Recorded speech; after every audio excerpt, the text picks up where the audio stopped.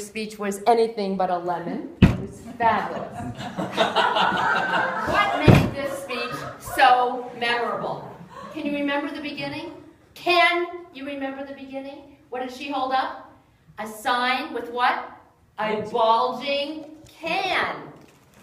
Terrific, terrific beginning with the sign, with that sign, her visuals. You remember the visual on the stick? Do you recall that? No notes. You came up here and gave, I think, the hardest manual speech from humorously speaking. It's extremely difficult. Been there, done that. No notes. The opening was phenomenal. We already talked about the cans. I think she's giving the speech. Do you remember the vocal variety? With the characterization with the two people? Vocal variety. Vocal variety. Volume? Was the volume amazing? I was back there and I've noticed every time I come here it's getting worse. Volume. What I just did, self-deprecating humor, she did it too. Self-deprecating humor.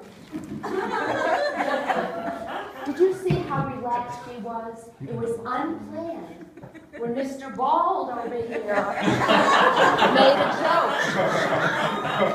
You get the clown nose. You get this for being so relaxed and incorporating that in your speech. I thought that was a highlight. Do you remember that moment when she came over here and you just kind of like relaxed and then you pulled out your prop, which was great, but you used that. That's the mark of an advanced speaker, which you did beautifully.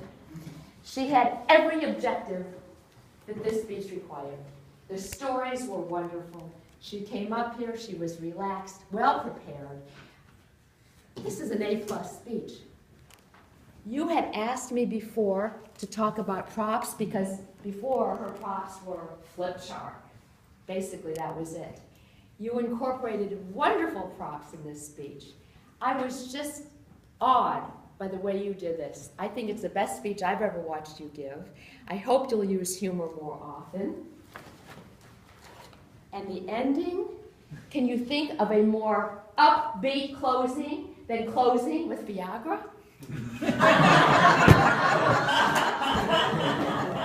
General evaluator.